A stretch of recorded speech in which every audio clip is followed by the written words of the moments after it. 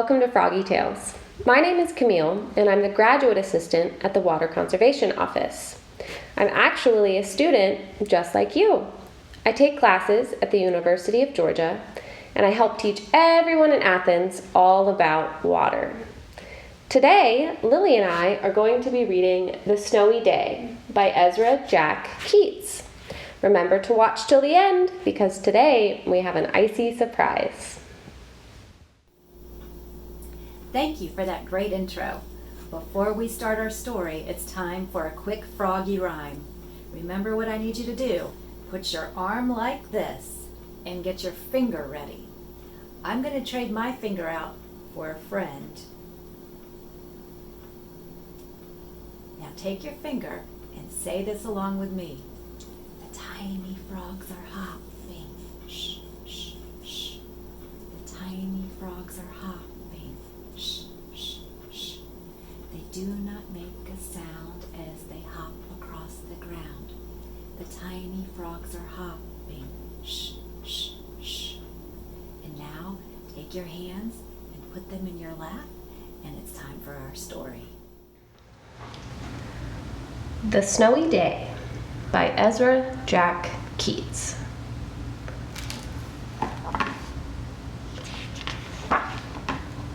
The Snowy Day.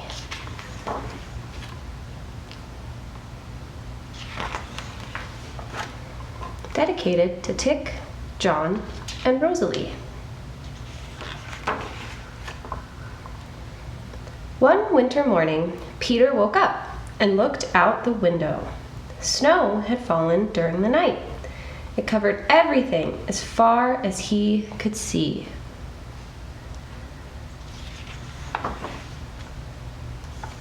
After breakfast, he put on his snowsuit and ran outside.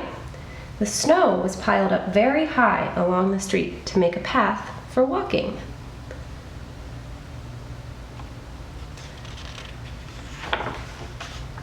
Crunch, crunch, crunch. His feet sank into the snow.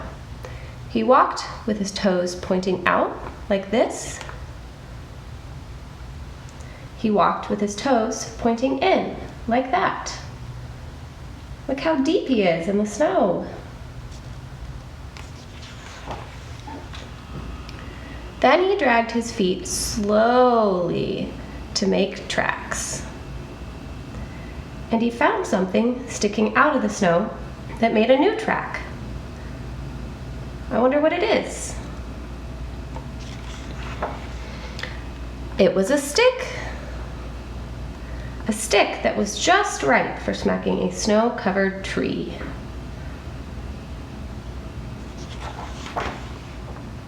Down fell the snow, plop, right on top of Peter's head. There he goes.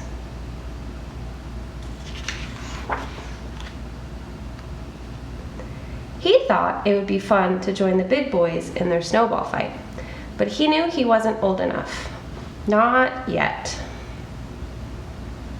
Have you ever had a snowball fight? Uh-oh.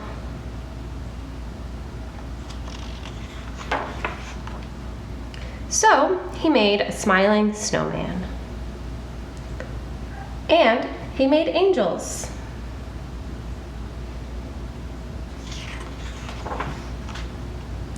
He pretended he was a mountain climber.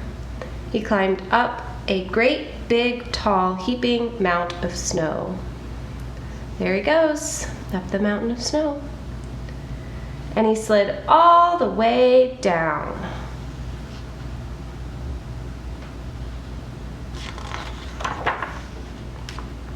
He picked up a handful of snow, and another, and still another. He packed it round and firm and put the snowball in his pocket for tomorrow. Then he went into his warm house. He told his mother all about his adventures while she took off his wet socks. And he thought and thought and thought about them while he's in the bath.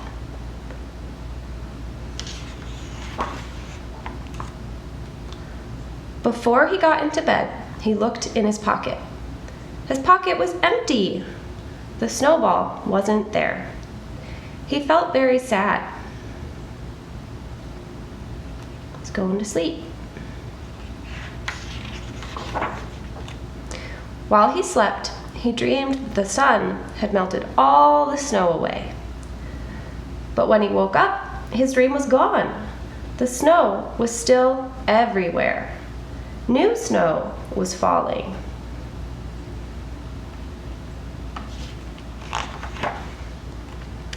After breakfast, he called to his friend from across the hall, and they went out together into the deep, deep snow.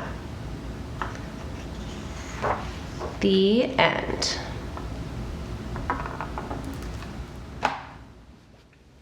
What did you all think of the book? Have you ever played in the snow?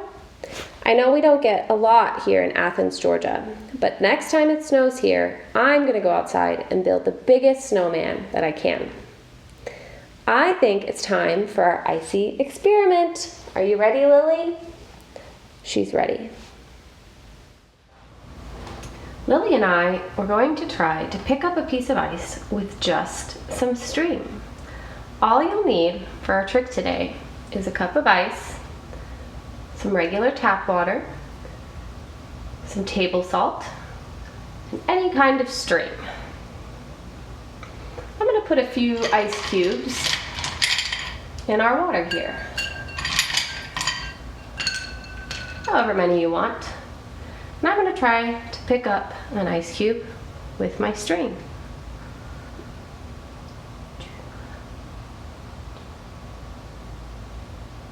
Not much going on, huh?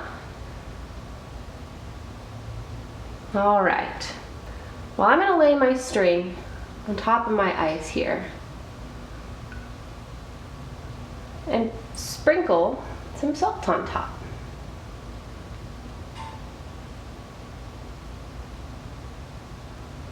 Give it a good amount. We'll give it just a minute. Let's see if we can now pick up some of the ice. Check it out. We got 4 pieces. The salt actually lowers the freezing point of the ice that it touches.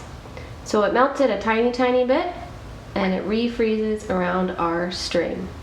Check it out, Lily. Thanks for watching.